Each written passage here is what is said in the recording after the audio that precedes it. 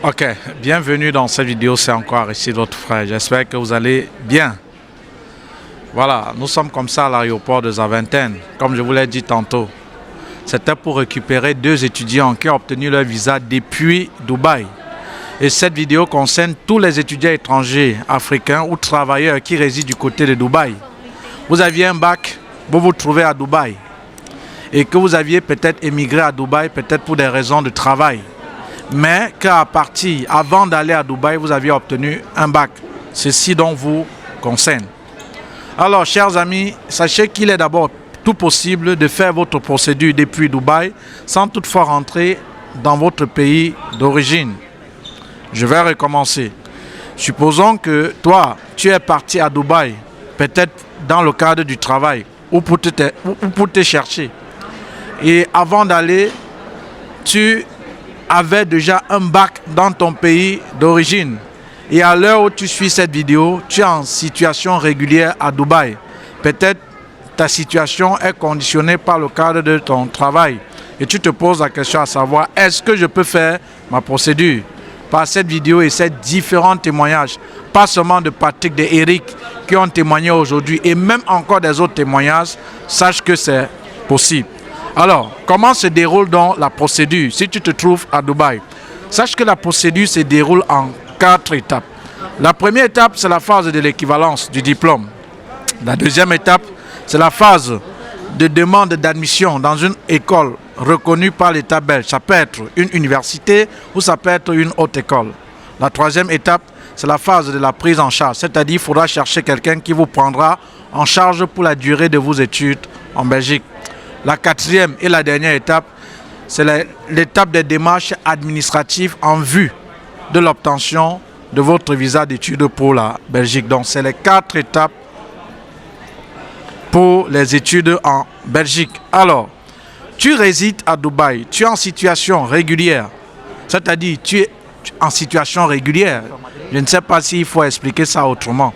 Alors, tu ne fais même pas des études. Tu es en train, à ce moment où tu suis la vidéo, tu es en train de travailler. Mais avant d'aller à Dubaï, tu avais un baccalauréat. Tu te poses donc la question à savoir, est-ce que moi qui travaille, je peux donc faire la procédure? Oui. Et comment? Je vous ai déjà d'abord cité les 4 étapes pour les études en Belgique. Et cette procédure dit 8, cette procédure fait 10 mois. Alors, si on prend le cas pour l'équivalence, pour faire donc l'équivalent du diplôme, est-ce que tu es obligé de rentrer dans ton pays d'origine avant d'introduire ta demande d'équivalence? Non. Supposons même qu'en quittant du pays, tu n'avais pas pris tes documents, à savoir ton relevé de notes, ton baccalauréat, bref, tous les documents qu'il faut pour l'équivalent du diplôme. C'est simple. Il suffit juste d'appeler, on te transfère ces documents à Dubaï par DHL. Et maintenant, puisque lorsqu'on fait la demande d'équivalent du diplôme, il va falloir qu'on légalise ces documents-là. Il va falloir qu'on légalise ces documents. Et alors, est-ce qu'il faut rentrer dans votre pays d'origine afin de légaliser ces documents? Non. Vous allez légaliser ces documents à l'ambassade de votre pays à Dubaï. Je m'explique. Supposons que vous êtes Camerounais et que vous résidez à Dubaï et que vous voulez par exemple faire la procédure pour l'équivalence du diplôme. Vous voulez faire donc la procédure par exemple pour l'équivalent du diplôme. Où est-ce que vous allez donc légaliser vos documents? Tu dois partir à l'ambassade. S'il y en a le consulat ou l'ambassade belge, l'ambassade du Cameroun à Dubaï, tu dois aller là-bas à l'ambassade pour faire légaliser tes documents. On prend encore le cas d'un Ivoirien qui est peut-être à Dubaï, dans le cadre peut-être du travail, mais en situation régulière. Et il veut par exemple faire la procédure pour l'équivalence du diplôme. Tu vas prendre tes documents pour la légalisation de tes documents pour l'équivalent du diplôme. Tu dois légaliser à l'ambassade de la Côte d'Ivoire s'il y en a à Dubaï, dans la procédure SM. Maintenant, concernant dans le cadre des demandes d'admission, comment faire si tu es à Dubaï? C'est pareil. Pour les demandes d'admission en Belgique pour les étudiants étrangers africains, sachez que le plus souvent, ça se déroule en ligne. En ligne, vous faites naturellement votre demande d'admission. Parce que le plus souvent, que ce soit les universités, que ce soit les autres écoles, que ce soit les instituts privés, les demandes d'admission se font généralement en ligne. Peu sont certains établissements, rares je vais dire même, qui demandent le dossier physique. Et même le plus souvent, quand on demande le dossier physique, il s'agit des résidents parce que là, en ce moment, on va vous contraindre à venir sur place déposer. Mais comme vous êtes à l'étranger, vous ne pouvez pas prendre un vol sans visa pour venir faire la demande de visa. Par conséquent, vous êtes obligé de déposer donc votre demande de visa, de faire votre demande de visa en ligne, du moins pour les étrangers.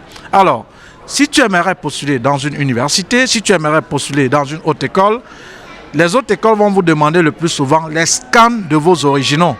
Si on prend par exemple le bac, le relevé de notes de bac, le master, la licence, je ne sais pas si tu vas faire cycle bachelier ou cycle master dans une haute école ou à l'université en Belgique. Alors, si on prend par exemple le cas de ceux qui vont faire bachelier ou master, le plus souvent on va te demander ta note, ton relevé de notes de bac, ton baccalauréat, ton attestation de licence, si tu aimerais faire master. Alors, tu n'auras pas besoin d'envoyer ton diplôme original, non. Le scan de ton diplôme ou la photocopie certifiée de ton diplôme.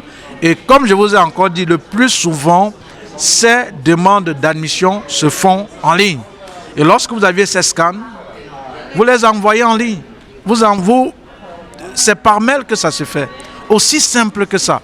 Vous n'êtes pas obligé de quitter Dubaï pour aller en Afrique faire votre demande de visa. Maintenant, pour la prise en charge, parce que je suis en train de décortiquer la procédure qui se déroule en 4 étapes. La première étape, je vous ai parlé de l'équivalent du diplôme.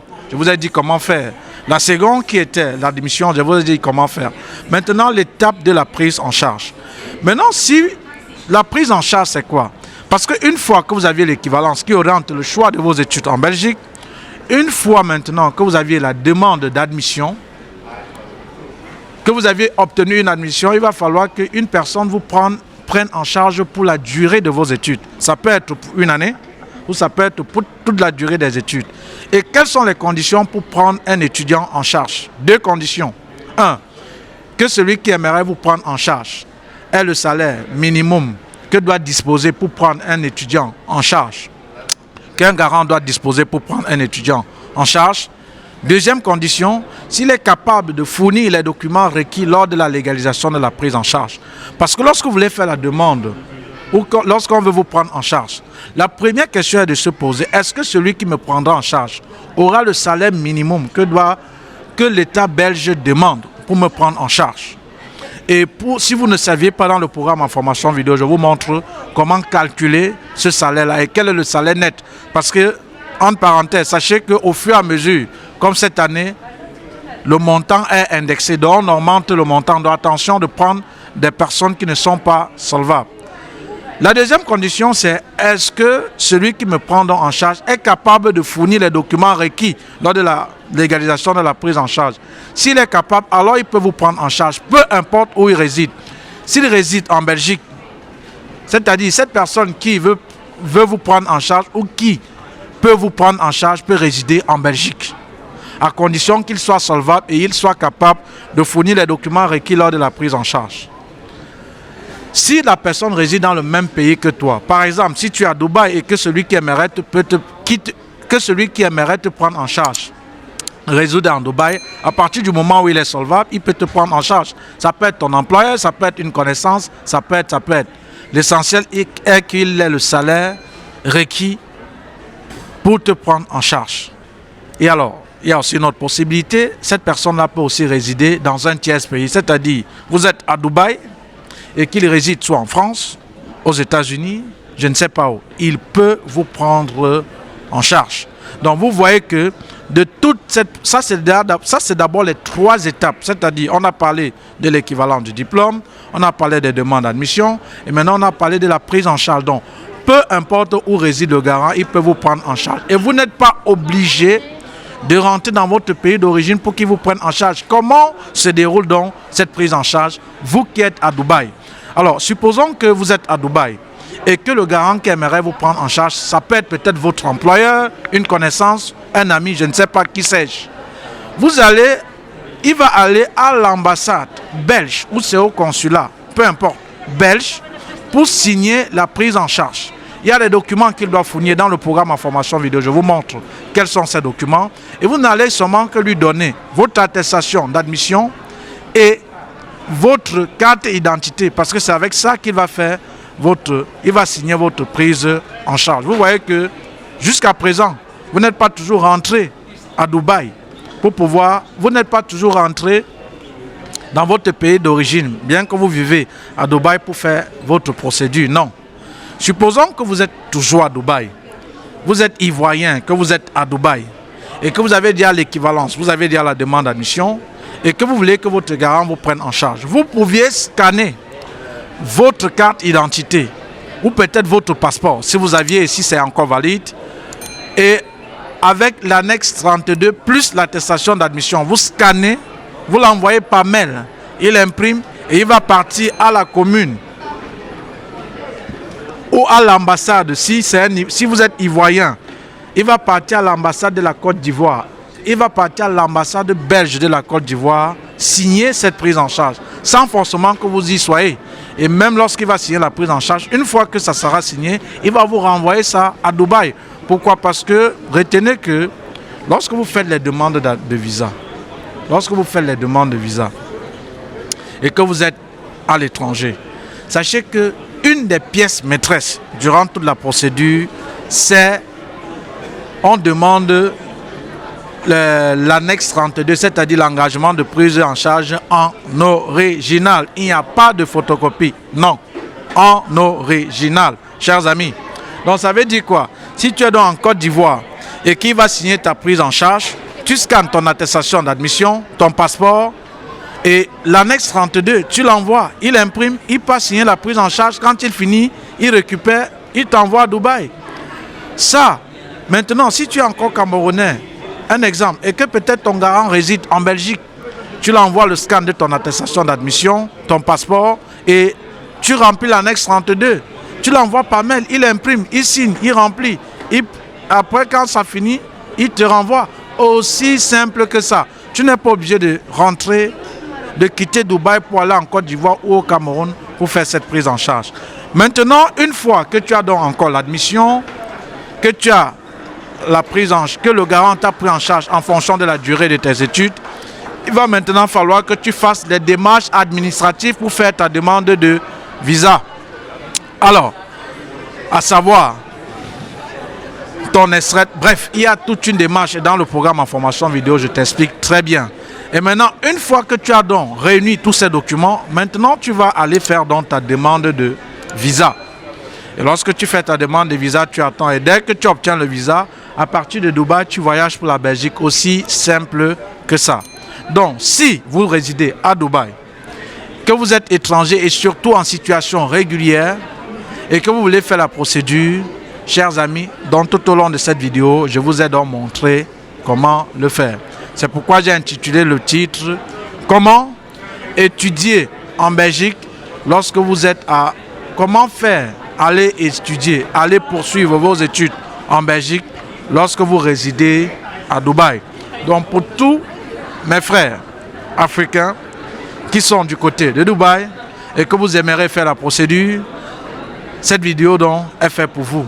Sachez que ça ne coûte rien et ça ne demande rien. Il suffit juste d'avoir la bonne information. C'est pourquoi sur pied, j'ai mis dans ce programme ayant pour but de vous montrer de manière détaillée tout ce que vous deviez faire et savoir en vue donc de l'obtention du visa d'études pour la Belgique. Et je vais encore profiter de l'occasion pour dire merci à ceux-là qui ont partagé leur expérience. Toi qui es du côté du Dubaï, n'attends pas. Pour le compte de l'année 2023, sachez que la procédure a déjà commencé. Et attention aux arnaqueurs qui sont sur cette chaîne et sur cette page qui vont vous contacter en eBay pour vous proposer des trucs, bien qu'ils ont ma photo de profil. Ce sont des faux profils. J'ai un seul numéro et qu'en description et en vidéo, je vais mettre le numéro. Le programme coûte 300 €. Rendez-vous donc à l'académie étudier en Belgique après dans la souscription. C'était comme ça, Aristide, votre frère. Donc désormais, vous saviez déjà ce qu'il faut faire, vous qui aimeriez poursuivre votre étude en Belgique, résident à Dubaï. Ciao, ciao.